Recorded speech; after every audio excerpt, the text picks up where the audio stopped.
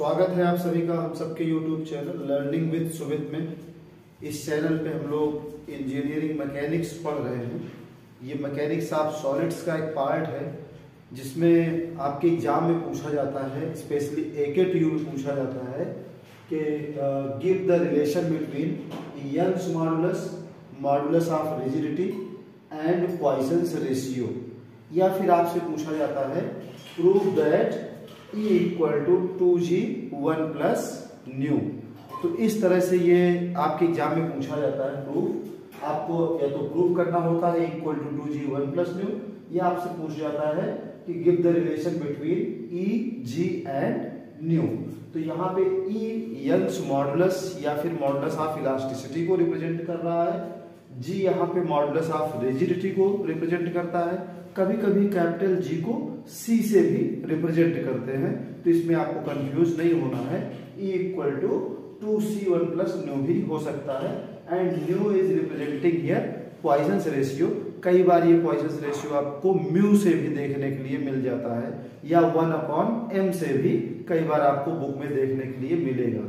ठीक है, तो इस प्रूफ को आज हम लोग करना है। इसके पहले हम लोगों ने E equal to 3K 1 plus 2 mu का प्रूफ कर चुके हैं और E इक्वल टू 9kg upon 3K plus G का भी प्रूफ कर चुके हैं।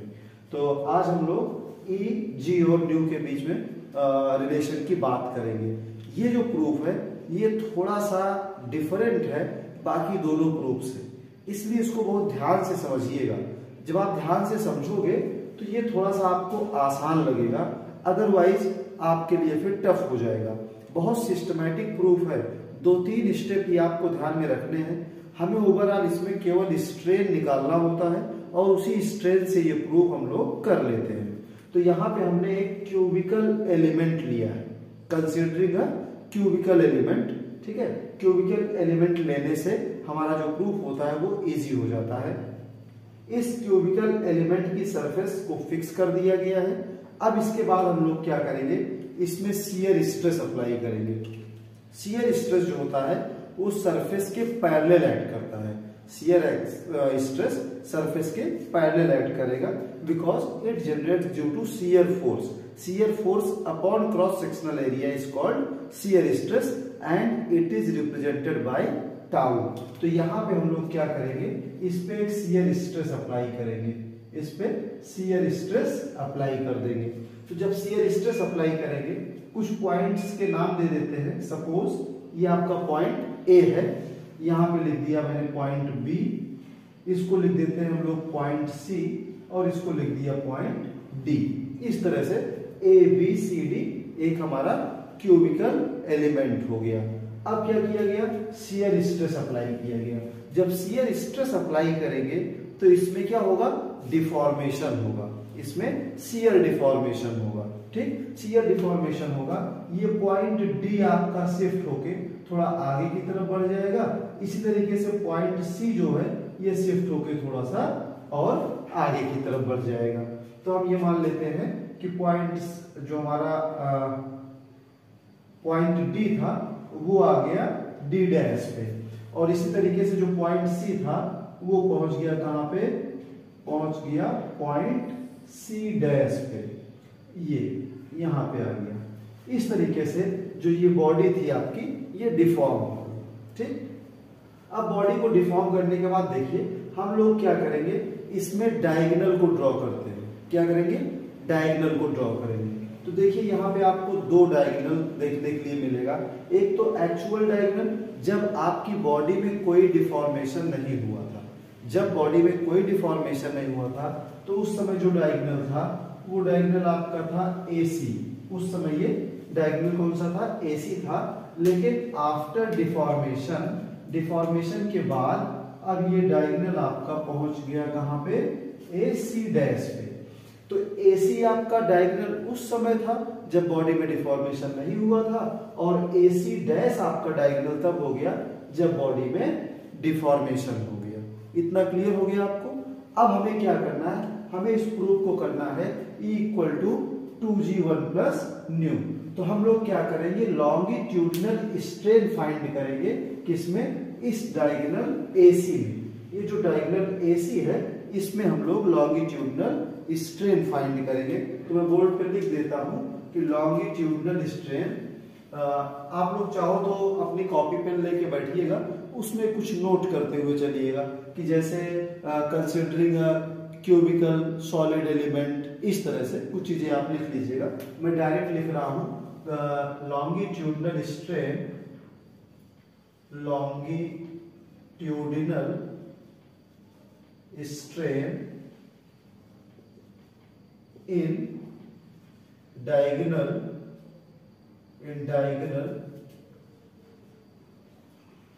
AC, longitudinal strain in diagonal AC equal to, तो अब AC में स्ट्रेन क्या होता है ये हमें पता होना चाहिए। तो स्ट्रेन के बारे में पहले वीडियो बना चुके हैं, आपको बताया भी है ना। Change in dimension to the original dimension is called strain. तो चेंज इन डायमेंशन का मतलब होता है final dimension minus initial dimension. तो फाइनल डायमेंशन इसका क्या है, फाइनल डायमेंशन हो गया AC डैश आफ्टर डिफॉर्मेशन। इसमें जो आपका डायमेंशन आया है डायगोनल का, वो आया है AC डैश, है ना। तो फाइनल डायमेंशन हो गया AC dash minus initial dimension. Initial dimension आपका क्या था, AC था, तो इनिशियल डायमेंशन लिख दिया AC अपॉन इनिशियल डायमेंशन यानी ओरिजिनल डायमेंशन। तो change in dimension to the original dimension is longitudinal strain in diagonal AC। यहां से हम लोगों ने फाइंड कर लिया AC dash minus AC upon AC। अब देखिए, अब हम लोग करेंगे क्या, इसमें हम एक परपेंडिकुलर ड्रॉ करते हैं इस पॉइंट C से डायगोनल AC डैश पे। पॉइंट C से डायगोनल AC डैश पे एक परपेंडिकुलर ड्रॉ करते हैं। तो यहाँ पे अगर हम परपेंडिकुलर ड्रॉ करेंगे तो ये लगभग कुछ इस तरह से होगा। ये परपेंडिकुलर ड्रॉ कर दिया और ये 90 डिग्री बनाया। परपेंडिकुलर का मतलब होता है right angle, that is 90 degree. इसको हम कुछ नाम दे देते हैं, इस पॉइंट को, इसको एक नाम दे दिया E, इसको एक नाम दे दिया E। आप कुछ और भी नाम दे सकते हो, आप N लिख सकते हो, P लिख सकते हो, Q लिख सकते हो, कुछ भी लिख सकते हो। हमने यहाँ पे जो नाम दिया है वो E दे दिया है, ठीक। तो अब हम इसको लिख सकते हैं, यहाँ पे देखिए, यहाँ पे आप देखेंगे तो ये जो AC है, AC और AE ये दोनों इक्वल होंगे। AC और AE दोनों इक्वल होंगे। ऐसा इसलिए क्योंकि ये जो आपका आपने यहाँ पे परपेंडिकुलर ड्रॉ किया है न्यू डायगोनल AE पे, एक्चुअल में होता क्या है, ये जो डिफॉर्मेशन होता है, डिफॉर्मेशन दिखाने के लिए तो हम लोगों ने डिफॉर्मेशन इतना ज्यादा दिखा रखा है, लेकिन आप जानते हो कि ये जो डिफॉर्मेशन है विद इन इलास्टिक लिमिट है और ये बहुत कम है, बहुत ही कम डिफॉर्मेशन है ना। अगर इतना कम कर देंगे तो आपको आपके नेक डाई से ये दिखेगा भी नहीं।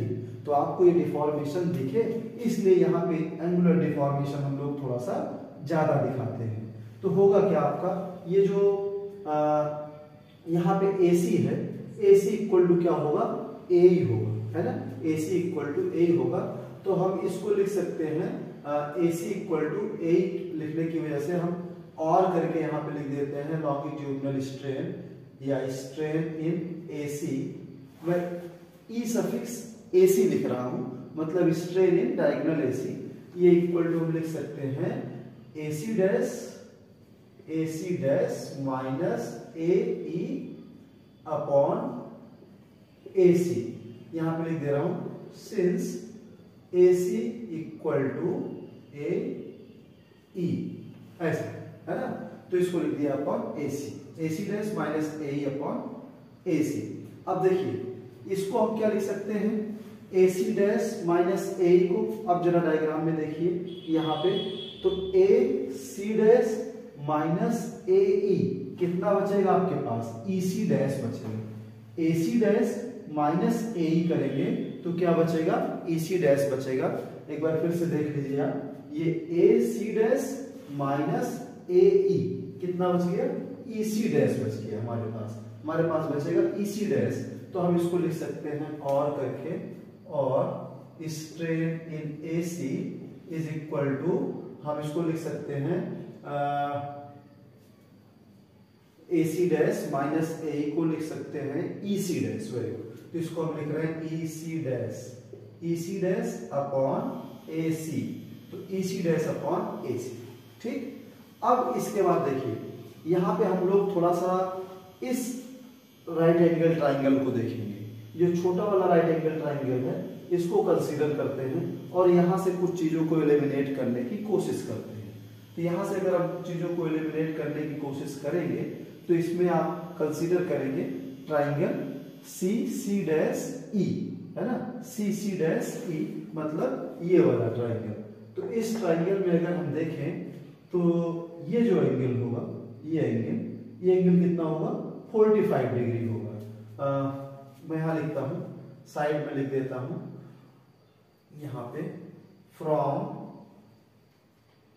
Triangle C E C dash, C E C dash, है ना, सी ई सी डैश की अगर हम बात करेंगे तो ये कुछ इस टाइप से है और यहां से हम लोगों ने एक परपेंडिकुलर इस पे ड्रॉ किया था, ये राइट एंगल ट्राइंगल। तो ये जो एंगल होगा ये कितना होगा, 45 डिग्री होगा, सी सी डैश एंड ई। यहाँ इस ट्राइंगल की हम बात कर रहे हैं, सी C dash upon C C dash ई की। अब यहां से हम निकालना चाह रहे हैं, हम यहां से निकालना चाह रहे हैं ई सी डैश की वैल्यू, ई सी डैश मतलब ये ई सी डैश कितना होगा। तो ये एंगल आपका होगा 45 डिग्री, ये एंगल होगा 45 डिग्री। तो इसमें अगर हम देखें तो ये परपेंडिकुलर है, ये परपेंडिकुलर, ये थीटा बना रहा है इस पे, तो ये बेस हो गया और ये आपका हाइपोटेनस हो गया, और base upon hypotenuse equal to होता है कॉस थीटा। तो कॉस 45 इक्वल टू हो जाएगा E C dash upon C C dash. Cos 45 equal to यहां से हो जाएगा कॉस 45 इक्वल टू हो जाएगा ये हो जाएगा आपका ई C dash upon C C dash, ई C dash upon C C dash. तो ई सी डैश को हम लिख सकते हैं सी सी डैश कॉस 45। तो therefore we can write it as, यहां से देखिए E C dash equal to क्या हो जाएगा, सी सी डैश कॉस 45, है ना। तो इसको हम लिख सकते हैं equal to C C dash cos 45 and divided by A C, C C dash cos 45 divided by A C. अब cos 45 की जो वैल्यू होती है वो कितना होता है, 1/√2। देखिए बहुत ध्यान से समझते हुए चलिएगा, नहीं तो फिर कंफ्यूजन होगी, समझ नहीं पाओगे। ये जो प्रूफ है ना, तीन रिलेशन है आपका इसमें इलास्टिक कांस्टेंट्स के, तीन में दो बहुत इजी है, लेकिन ये जो आपका है क्योंकि यहाँ पे शियर स्ट्रेस आ जाता है इस वजह से थोड़ा सा टफ होता है। तो इसको ध्यान से समझोगे तो बहुत आसान हो जाएगा, नहीं तो टफ लगेगा आपको। तो cos 45 होता है 1/√2। तो हम इसको लिख सकते हैं equal to C C dash upon √2 times A C, C C dash upon √2 times A C. एक रिलेशन तो ये आ गया। अब हम लोगों को क्या करना है इसमें, अब हम लोग कंसीडर करेंगे ट्राइंगल ए बी सी। ये ट्राइंगल ए बी सी, ये वाला ट्राइंगल कंसीडर करते हैं। Now considering triangle A B C, इसको मैं साइड में कर देता हूं, इसको यूज कर चुके हैं हम लोग। Now considering triangle A B C. Triangle A B C में अगर देखा जाए, ट्राइंगल ए बी सी में, तो यहां से अगर हम देखेंगे तो ये जो एंगल होगा, ये angle triangle A B C का, ये एंगल भी 45 डिग्री होगा। देखिए जब डिफॉर्मेशन होता है तो ये 45 से थोड़ा सा एंगल कम होगा, है ना, लेकिन वो इतना छोटा चेंज होता है कि इसको भी हम लोग एग्जैक्टली 45 ही लिख लेते हैं। एक्चुअल में हो सकता है 0.01 कम ही हो, है ना, लेकिन जैसा कि आपको बताया ये डिफॉर्मेशन बहुत कम होता है, ये डिफॉर्मेशन बहुत कम होता है, इसलिए मैग्नीट्यूड में ज्यादा चेंज नहीं करते हैं। तो ये 45 डिग्री है, ये एंगल भी कितना होगा, ये एंगल भी होगा इसमें 45 डिग्री। मैं थोड़ा बड़ा लिख देता हूं, थोड़ा सा बड़ा लिखता हूं इसको, इस एंगल को। तो यहां से अगर हम ट्राइंगल एबीसी में देखें तो यहां से अगर हम cos थीटा लगाएंगे, cos थीटा, अगर ये थीटा है तो थीटा के सामने परपेंडिकुलर और जिसपे थीटा बनता है वो बेस हो जाता है। बेस का मतलब हो गया BC। तो यहाँ से cos 45 इक्वल टू आ जाएगा, यहाँ से आ जाएगा cos 45 equal to cos 45 equal to ये हो जाएगा base upon hypotenuse that is BC upon AB। तो हम इसको लिख सकते हैं BC upon AB, BC upon AB, ये आ जाएगा ट्राइंगल ABC से cos 45 की वैल्यू। तो यहां से अगर हम AC निकालना चाहें तो कैसे निकाल सकते हैं? BC upon base upon hypotenuse है, तो हाइपोटेनस हमारा C के साथ है, ध्यान रखना ये परपेंडिकुलर है, हाइपोटेनस AC है और हम AC को एलिमिनेट करने के लिए ही इस ट्राइंगल को यूज कर रहे हैं। तो cos 45 इक्वल टू होगा BC upon AC, BC upon AC, base upon hypotenuse. तो यहां से हम निकाल सकते हैं AC इक्वल टू हो जाएगा BC अपॉन cos 45, ये हो जाएगा BC अपॉन cos 45 और cos 45 होता है कितना? 1/√2। तो हम लिख सकते हैं BC इक्वल टू, अगर यहां से हम निकालेंगे या AC निकालेंगे तो BC√2 हो जाएगा।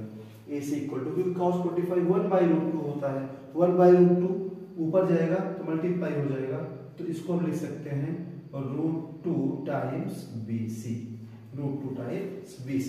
cos 45 1/√2, तो 1/√2 है, √2 ऊपर जाएगा तो मल्टीप्लाई कर जाएगा, तो AC इक्वल टू आ गया √2 BC। ठीक, अब यहां पे हम लिख सकते हैं, इस इक्वेशन में हम लिख सकते हैं स्ट्रेन। तो therefore strain in diagonal AC is equal to, तो स्ट्रेन की इक्वेशन जो आपकी CC डैश अपॉन √2 AC आया था, यहां पे हम AC की वैल्यू को पुट कर देते हैं, तो ये हो जाएगा CC dash upon √2 into √2 BC। तो इसमें देखिए √2 और √2 जब मल्टीप्लाई होगा तो ये हो जाएगा CC dash upon 2 BC, CC dash upon 2 BC। ये आ गया आपका स्ट्रेन इन डायगोनल AC। अब देखिए यहां से आ गया आपका CC डैश अपॉन 2 BC, है ना। अब हम ट्राइंगल कंसीडर करते हैं BCC डैश, ये वाला ट्राइंगल देखते हैं जरा, इस ट्राइंगल से इसमें जो एंगुलर डिफॉर्मेशन हुआ है इसको हम मान लेते हैं फाई। ये जो एंगुलर डिफॉर्मेशन हुआ है इसको क्या मानते हैं? फाई। इसको फाई से ही रिप्रेजेंट करते हैं, जो भी शियर डिफॉर्मेशन जब होता है तो इसको अगर हम फाई मान लेते हैं और इस ट्राइंगल को कंसीडर करते हैं, तो हम यहां लिख रहे हैं now considering triangle BCC dash. तो अब जब BCC डैश ट्राइंगल हम कंसीडर करेंगे तो यहां से हम ये शियर स्ट्रेन निकालेंगे tan फाई, है ना। तो यहां से हो जाएगा tan फाई इक्वल टू ये परपेंडिकुलर क्या है? CC डैश है और बेस क्या हो जाएगा? BC हो जाएगा। तो tan फाई इक्वल टू हो जाएगा CC डैश अपॉन BC, है ना। अब आपको जैसा कि बताया कि ये डिफॉर्मेशन बहुत कम होता है, बहुत छोटा होता है, तो हम लिख सकते हैं tan phi equal to 5 since the deformation is very small, therefore we can write it as tan phi equal to 5।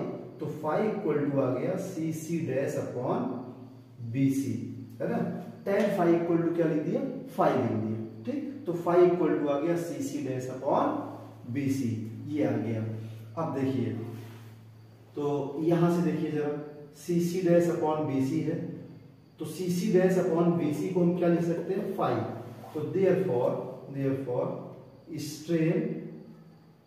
Strain in diagonal, मैं पूरा लिख देता हूं, स्ट्रेन, या मैं यहां पे लिखता हूं, आगे लिख देता हूं, therefore strain in AC diagonal AC equal to CC dash upon 2 BC था, CC डैश अपॉन 2bc था, तो cc डैश अपॉन bc को क्या लिख सकते हैं, 5 लिख सकते हैं। तो cc डैश अपॉन bc को लिख दिया 5, तो ये हो गया 5/2, 5/2 स्ट्रेन AC आ गया 5/2।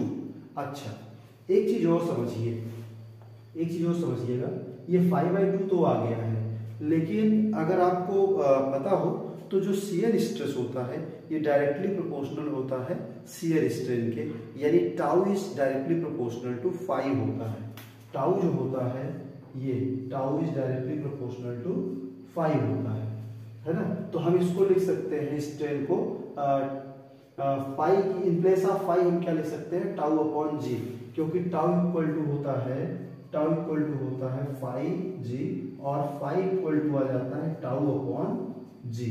पता नहीं आपको ये दिख रहा है कि नहीं दिख रहा है वीडियो में, ये मुझे भी नहीं पता है कि आपको दिख रहा है कि नहीं, लेकिन आप जानते होंगे जो आपका शियर स्ट्रेन होता है ये shear stress upon modulus of rigidity होता है। तो हम इसको 5 को लिख सकते हैं और करके strain in AC equal to in place of 5 हम लिख सकते हैं टाउ अपॉन 2g और इसको लिख देते हैं इक्वेशन नंबर 1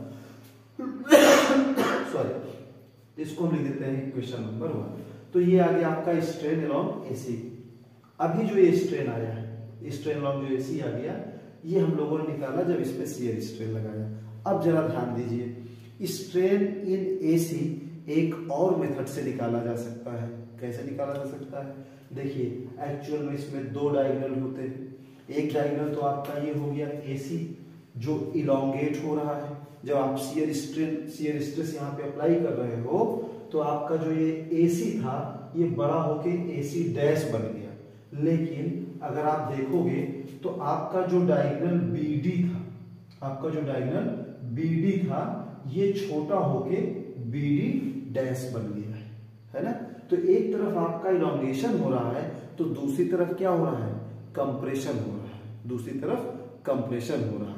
तो अगर हम इसको कंसीडर करेंगे तो एक इक्वेशन और बन जाएगी। तो इसके लिए हम लोग क्या करेंगे, स्ट्रेन इन डायगोनल हम लिखते हैं यहाँ पे, जरा ध्यान दीजिएगा इस बात को, यहाँ पे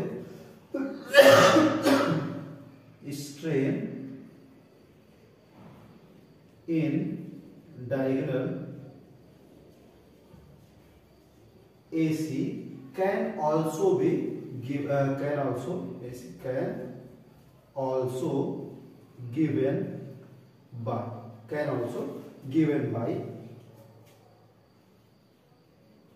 कैसे गिवन बाय, देखिए मैंने आपसे बताया कि जब हम इस पे शियर स्ट्रेस अप्लाई कर रहे हैं तो आपका C जो है C डैश पे पहुंच गया और D डैश पे पहुंचा, तो ये जो BD था आपका ये छोटा होके BD डैश बन गया डायगोनल, है ना। तो यहाँ पे एक लीनियर स्ट्रेन मिल रहा है जो उसको आगे की तरफ बढ़ा रहा है और एक लेटरल स्ट्रेन मिल रहा है जो इसको कम करने की कोशिश कर रहा है। तो लीनियर स्ट्रेन आगे की तरफ बढ़ाएगा और लेटरल स्ट्रेन इसको क्या करेगा, कम करेगा। तो हम इसको लिख सकते हैं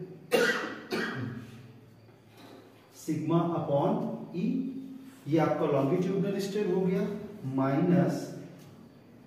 माइनस न्यू सिग्मा अपॉन ई, ये आपका हो गया lateral strain.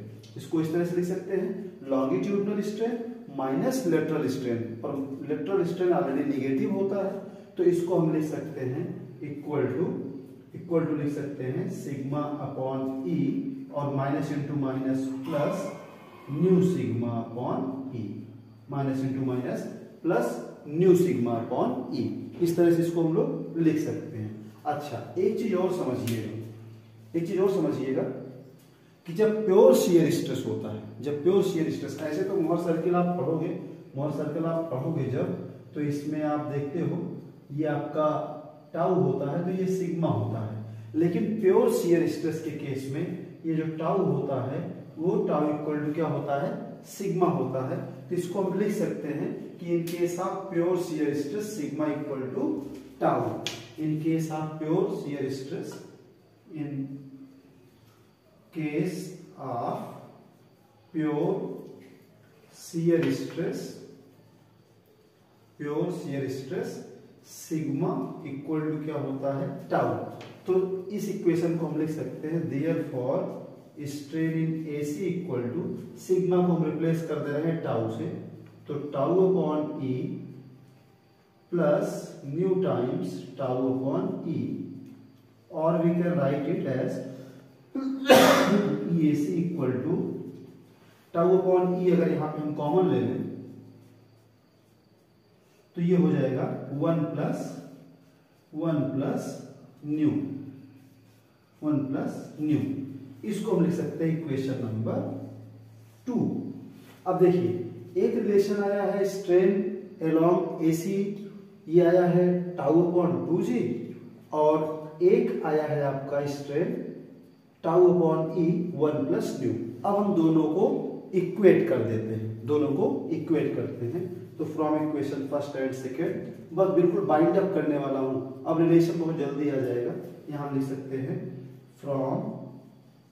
From equation first and second, यहां से EAC आया है tau upon E 1 plus new, और यहां से आया है टाउ अपॉन 2G, तो टाउ अपॉन 2G। तो दोनों को हम क्या करेंगे, इक्वेट करेंगे। तो देखिए टाउ से टाउ कैंसिल हो गया, टाउ से टाउ कैंसिल हो जाएगा, E को इस तरफ ले जाएंगे और 2G को इस तरफ, तो ये हो जाएगा और करके E equal to 2G 1 plus nu, hence proved. तो यही हमको प्रूव करना था कि हमारा E equal to 2G 1 plus nu होता है। एक बार मैं इस पूरे वीडियो को समराइज करूंगा। मैं नहीं चाहता था कि मैं कुछ भी रफ करूं इसमें, क्योंकि अगर कुछ रफ करता तो आपके समझ में ना आता। एक बार आप 2 मिनट के लिए हमारी बात को बहुत ध्यान से समझिएगा, तब आप इस प्रूफ को समझ पाओगे।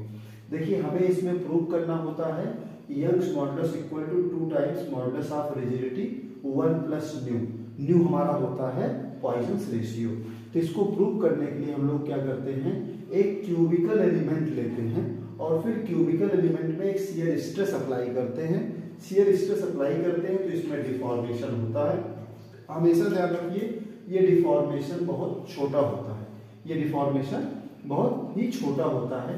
मतलब ये है कि tan phi equal to phi आ जाता है। तो इसमें हमें करना क्या है, 2 बार स्ट्रेन निकालना है AC में। इस डायगोनल AC में हमें 2 बार स्ट्रेन निकालना पड़ता है।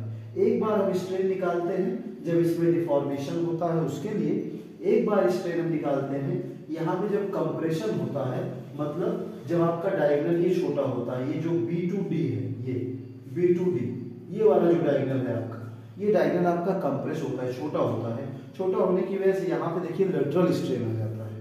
तो एक बार आप डायगोनल जो आपका इलॉन्गेट हो रहा है उसके लिए निकालिए स्ट्रेन, और एक बार जब कंप्रेस हो रहा है इसके लिए निकालिए, और फिर क्या करिए, दोनों इक्वेशन को इक्वेट कर दीजिए। दोनों को जब हम इक्वेट करेंगे तो आपका ये 2G इस तरफ मल्टीप्लाई करेगा और E इस तरफ आ जाएगा, तो E equal to 2G 1 plus nu आता है। इसमें एक बार इस राइट एंगल ट्राइंगल को कंसीडर करते हैं और एक बार इस ट्राइंगल ABC को कंसीडर करते हैं। पूरा वीडियो आप अच्छे से समझ लीजिएगा, इसका एक स्क्रीनशॉट ले लीजिएगा और ध्यान से इसको नोट कर लीजिएगा। जहां नहीं समझ में आपके आएगा आप एक बार कमेंट करिएगा, तो मैं उसको वहां पे क्लैरिफाई करने की कोशिश करूंगा। Thank you.